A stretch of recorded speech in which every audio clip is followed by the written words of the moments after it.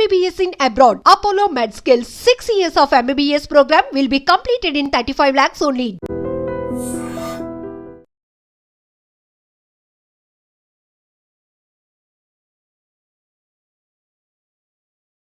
జపాన్లో famous manga artist రో టత్సుకి గురించి మీరు ఎప్పుడైనా విన్నారా? ఆమె ఇటీవల ఒక సెన్సేషన్ వార్నింగ్ కూడా ఇచ్చింది. ఈ ఏడాది జూలైలో అంటే నెక్స్ట్ మంత్ జూలైలో జపాన్లో భారీ సునామీ వస్తుంది. అది 2011లో వచ్చినటువంటి సునామీ కంటే చాలా భయంకరంగా ఉంటుంది అని హెచ్చరిస్తోంది. ఇది ఇప్పుడు సోషల్ మీడియాలో పూర్తి స్థాయిలో వైరల్గా మారిపోయింది. నిజంగా ఈ సునామీ వస్తుందా? గతంలో రో టత్సుకి చెప్పినవి ఏవైనా అసలు ఇప్పటి వరకు నిజమయ్యాయా? ఇలాంటి భవిష్యవాణులు అసలు నమ్మొచ్చా? ఇప్పుడు తెలుసుకునే ప్రయత్నం చేద్దాం. భవిష్యత్తులో జరగబోయే వాటిని ముందే హెచ్చరించడం కొందరికి అలవాటు. వీర బ్రహ్మేంద్ర స్వామి కాలజ్ఞానం గురించి కూడా మనం ఇప్పటివరకు విన్నాం. అలాగే నోస్ట్రాడమస్, అలాగే బాబా వంగా గురించి కూడా మనం వింటూనే ఉన్నాం. వీళ్ళలాగే ఇప్పుడు జపాన్లో రో టత్సుకి ఇప్పుడు చాలా ఫేమస్ అయిపోయారు. రో టత్సుకి జపాన్లో చాలా ఫేమస్ మాంగా ఆర్టిస్ట్. మాంగా అంటే జపాన్లో కామిక్ బుక్స్ లాంటివి అని అర్థం. సో ఆమె రాసే కథలు కానీ గీసే పిక్చర్స్ కానీ ఇప్పుడు ప్రపంచవ్యాప్తంగా కోట్లాది మంది అభిమానులను సంపాదించుకుంది. ఆమె కథల్లో ఫ్యాంటసీ అనుకోండి, అడ్వెంచర్ అనుకోండి, మిస్టరీ ఇలా అన్నీ కూడా దాగి ఉంటాయి. అందుకే యూత్కి ఆమంటే ఒక రకంగా పిచ్చి కూడా. చాలా ఫ్యాన్స్ ఉన్నారు. కానీ ఇప్పుడు ఆమె చెప్పినటువంటి ఒక భవిష్యవాణి వార్తల్లో నిలుస్తోంది. జూలైలో భారీ సునామీ రాబోతోంది అంటూ ఆమె హెచ్చరిస్తోంది. జపాన్లోనే కాదు, ప్రపంచవ్యాప్తంగా ఇది ఒక రకంగా టెన్షన్ పుట్టిస్తున్నటువంటి వార్త. కొందరు ఆమెను జపాన్ బాబా వాంగా అని కూడా పిలుస్తూ ఉన్నారు.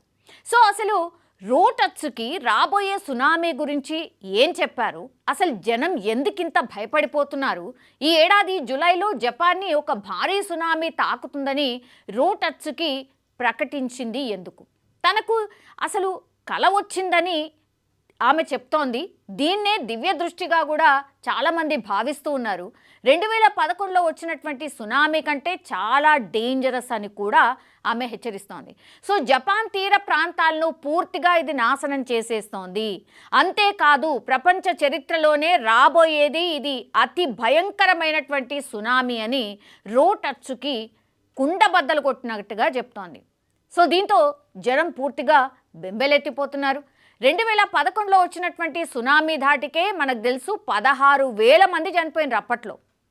ఫుకుషిమా అణు విద్యుత్ కేంద్రం కూడా ధ్వంసమైపోయింది మనకు తెలుసు. మళ్ళీ అలాంటి విపత్తు వస్తుందనే భయం ఇప్పుడు అందరిలోనూ స్టార్ట్ అయిపోయింది.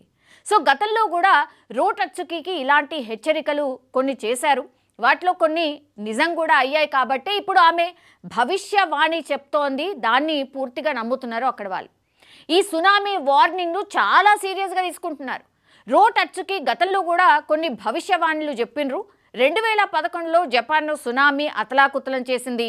దీని గురించి ఆమె ముందే చెప్పింది అని ఆమె అభిమానులు కూడా గుర్తు చేస్తూ ఉన్నారు.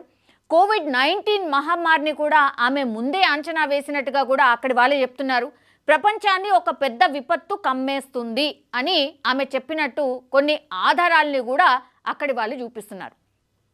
కొన్ని దేశాల్లో రాజకీయ సంక్షోభాలు వస్తాయి, వాటి వల్ల అల్లకల్లోలం జరుగుతుంది అని ఆమె ముందే హెచ్చరించారట. ఇప్పుడు ప్రపంచవ్యాప్తంగా కూడా పలు దేశాల్లో అశాంతి మనం చూస్తూ ఉన్నాం. కాబట్టి రో టత్సుకి ఈ విషయం ముందే చెప్పిందని కొంతమంది ఈమెను నిజం చెప్తుందా లేదా దేవుడెరుం కానీ ఇప్పుడు ప్రమోట్ చేస్తున్నారు అక్కడ వాళ్ళు. రో టత్సుకి చేసినటువంటి ఈ హెచ్చరికలు చాలా జనరల్గా ఉన్నాయి. సో ఇవన్నీ కూడా మామూలే కదా, ఇందులో వింతేముంది అని కొట్టిపారేసే వాళ్ళు కూడా అక్కడ వాళ్ళు చాలామందే ఉన్నారు. సో రో టత్సుకి ఫ్యూచర్ ప్రిడిక్షన్స్కు ఒక పెద్ద సమస్య ఉంది. అదేంటంటే ఆమె చెప్పినటువంటి వేటికి కూడా డాక్యుమెంటేషన్ లేదు, అంటే ఆధారాలు లేవు. ఇవన్నీ బొమ్మలు అనుకోండి, గీతల ద్వారానే పూర్తి స్థాయిలో ఉంటాయి. సో రో టత్సుకి మాంగా ఆర్టిస్ట్ అని మనం ముందే చెప్పినాం కదా. సో ఆమె తన భవిష్యత్ అంచనాలను ఇలా చిత్రాల ద్వారా వెల్లడిస్తూ ఉంటుంది అని ఆమె అభిమానులు కూడా చెప్పుకొస్తూ ఉన్నారు. సో వాటినే ఇప్పుడు సోషల్ మీడియాలో పోస్టుల ద్వారా, న్యూస్ ఆర్టికల్స్ ద్వారా ఇప్పుడు సర్క్యులేట్ చేస్తూ ఉన్నారు, గతంలో కూడా చేసున్నారు. సో వాటిలో ఏమైనా జరిగిందా అంటే ఇది ఆమె చెప్పిందే అని జనం కనెక్ట్ చేసేసుకుంటున్నారు, గతంలోనే ఆమె చెప్పింది కదా అని. సో వాస్తవానికైతే జపాన్లో భూకంపాలు కావచ్చు, సునామీలు కావచ్చు చాలా తరచుగా వస్తుంటాయి, వెరీ వెరీ కామన్. పెద్ద విపత్తు వస్తుందని ఆమె చెప్పింది కాబట్టి నిజంగా రేపు జూలైలో ఇలాంటి విపత్తు ఏదైనా సంభవిస్తే ఆమె ముందే చెప్పింది కదా అని జనం నమ్మే పరిస్థితి అయితే ఉంటుంది. అయితే రోటచ్చుకి హెచ్చరికలను జనం అంత ఈజీగా ఇప్పుడు కొట్టి పారేయట్లేదు. నిజంగానే ఒకవేళ జపాన్ తీర ప్రాంత ప్రజలు ఇలాంటిది ఫేస్ చేస్తారేమో అని వణికిపోతున్నారు. ఇందుకు అనేక కారణాలు ఉన్నాయి. ఎందుకంటే జపాన్ భూకంపాలకు, సునామీలకు ఒక హాట్ స్పాట్ అని మనందరికీ తెలిసిందే. 2004లో ఇండోనేషియాలో వచ్చినటువంటి సునామీ కావచ్చు, 2011లో జపాన్లో వచ్చినటువంటి సునామీ లాంటివి కావచ్చు, జనం ఇంకా ఎవ్వరు కూడా మర్చిపోలేదు. జనమేంది, అక్కడున్న ప్రపంచ దేశాలు ఏవి కూడా మర్చిపోలేదు. సో 2011 సునామీ ధాటికి లక్షల కోట్ల రూపాయల నష్టం కూడా వచ్చింది. జపాన్లో షింటో కావచ్చు, బౌద్ధ మతం లాంటి ఈ ఆధ్యాత్మిక నమ్మకాలు చాలా చాలా ఎక్కువగా ఉంటాయి కాబట్టి కళలు కావచ్చు, లేదంటే దివ్య దృష్టి లాంటివి కావచ్చు, కొందరు చాలా సీరియస్గా తీసుకుంటూ ఉంటారు. అందుకే రోటచ్చుకి కళలో చూసినటువంటి ఈ హెచ్చరిక కొందరు చాలా బలంగా నమ్ముతున్నారు. రోటచ్చుకి ఇప్పటికే ఫేమస్ మాంగా ఆర్టిస్ట్ కాబట్టి ఆమె మాటకు చాలా వెయిట్ ఎక్కువ అనేది కూడా చాలామంది చెప్తున్నారు. వాటికి తోడుగా ఈ మధ్యకాలంలో పసిఫిక్ రింగ్ ఆఫ్ ఫైర్లో తరచుగా భూకంపాలు వస్తూనే ఉన్నాయి కాబట్టి ఈ మధ్యకాలంలో కోవిడ్-19 కావచ్చు, వాతావరణ మార్పులు కావచ్చు, రాజకీయ సంక్షోభాలు కావచ్చు ప్రపంచాన్ని కుదిపేస్తున్నాయి. మనం అందరం కూడా చూస్తూనే ఉన్నాం. సో ఇలాంటి టైంలో జనం సహజంగానే ఇలాంటి భవిష్యవాణులు ఎక్కువగా నమ్ముతూ ఉంటారు. అయితే రోటచ్చుకి హెచ్చరికలను జనం అంత ఈజీగా కొట్టి పారేయట్లేదు. ఖచ్చితంగా ఏదో జరగబోతోంది, జూలైలోనే ఏదో జరిగే ఛాన్సెస్ ఉన్నాయి. కొంతమంది అయితే ఖచ్చితంగా ఒక డేట్ కూడా చెప్తున్నారు, అదేంటంటే జూలై 5న ఏదో జరగబోతోంది అని, ప్రపంచంలో ఏదో పెద్దది సంభవించబోతోంది అని, అట్లాగే ఒక దేశం పూర్తిగా తుడిచిపెట్టుకుపోయే అవకాశం ఉంటుందని, ఇట్లా రకరకాల వార్తలు అయితే బయటకు వస్తున్నాయి. అట్లాగే ఇప్పుడు రోటచ్చుకి కూడా హెచ్చరించింది కాబట్టి మేబీ ఏదైనా జరగొచ్చా అని ప్రిడిక్షన్స్ అయితే చాలా పెద్ద ఎత్తున వస్తున్న పరిస్థితి. అండ్ దీనికి కొనసాగింపుగా చాలామంది జపాన్కి వెళ్ళే వాళ్ళు ఎవరైతే టూరిస్టులు ఉంటారో ఆర్ రకరకాల అవసరాల కోసం ట్రావెల్ చేసే వాళ్ళు ఎవరైతే ఉంటారో వాళ్ళందరూ కూడా వాళ్ళ ట్రావెల్ని పోస్ట్పోన్ చేసుకుంటున్నారట. ఇప్పటికే ఒకవేళ టికెట్స్ బుక్ చేసుకొని ఉంటే కూడా వాళ్ళు కూడా క్యాన్సిల్ చేసుకుంటున్నారట.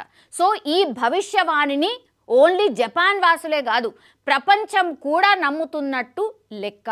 సో ఇప్పుడు జపాన్లో జూలైలో ఏం జరగబోతోంది? సో రోటచ్చుకిని కొందరు జపాన్ బాబా వాంగా అని పిలుస్తున్నారు. కొన్ని సందర్భాల్లో అయితే బాబా వాంగా చెప్పినవి నిజం కాలేదేమో, కానీ రోటచ్చుకి చెప్పినవి మాత్రం ఖచ్చితంగా నిజమయ్యాయని జపాన్ వాసులు నమ్ముతున్నారు.